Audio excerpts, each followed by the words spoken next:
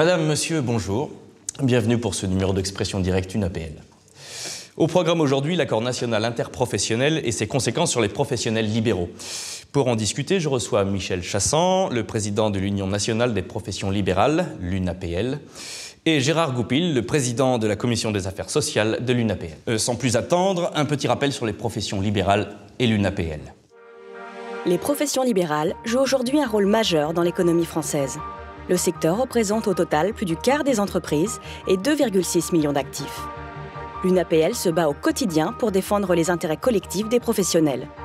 Le gouvernement vient de transcrire dans une loi l'accord cadre interprofessionnel sur la compétitivité et la sécurisation de l'emploi qui a été signé le 11 janvier 2013. Cette nouvelle loi concerne aussi les professions libérales. Tout de suite, je vous propose de découvrir en quoi elle consiste. L'accord national interprofessionnel sur la compétitivité et la sécurisation de l'emploi a été signé le 11 janvier 2013 par 3 syndicats de salariés, CFTC, CGC, CFDT et 3 organisations patronales, MEDEF, UPA, CGPME. Cette négociation entre partenaires sociaux avait pour double objectif d'alléger le marché du travail et de renforcer les droits des salariés. Au final, le texte prévoit différentes mesures telles que la généralisation de la complémentaire santé obligatoire, la taxation des contrats courts ou encore la création d'un compte individuel de formation. L'accord a été transposé dans une loi sur la sécurisation de l'emploi qui a été récemment adoptée en urgence par le Parlement.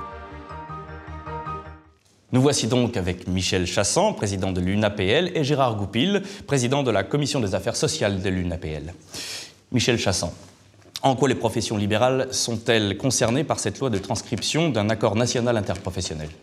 Cette loi concerne toutes les entreprises françaises, mais elle concerne aussi les très petites entreprises, et en particulier celles que nous représentons, les professions libérales. Par exemple ? Mais par exemple, le temps partiel. Nous employons un certain nombre de personnes, soit parce que c'est nécessaire à l'organisation pratique de nos cabinets.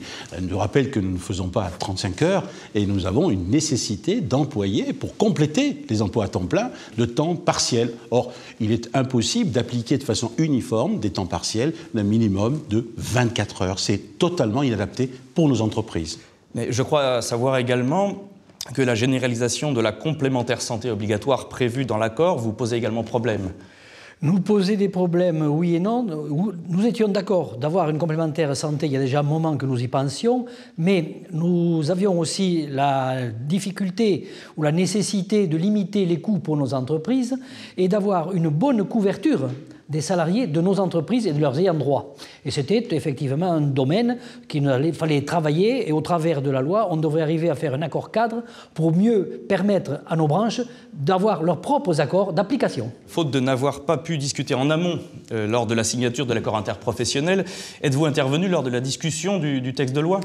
Bien sûr, on n'est pas resté les bras croisés. Nous sommes allés au Parlement, on a été auditionnés à l'Assemblée nationale, on a été auditionnés au Sénat. Et naturellement, on a formulé, comme on le fait à notre habitude, un certain nombre d'amendements qui ont été portés par un certain nombre de députés, de sénateurs. Mais comment, à l'avenir, pourrait-on mieux faire prévaloir les professionnels libéraux ? Écoutez, le mieux, c'est que nous soyons représentés. Or, aujourd'hui, à la table des négociations, il n'y a pas ce que nous représentons, c'est-à-dire les professions libérales, c'est-à-dire les très petites entreprises. Donc il est absolument indispensable que nous devenions représentatifs pour cela, c'est-à-dire que nous soyons représentatifs au niveau national et au niveau interprofessionnel. Messieurs, merci. Ainsi s'achève ce numéro d'Expression Directe, une APL.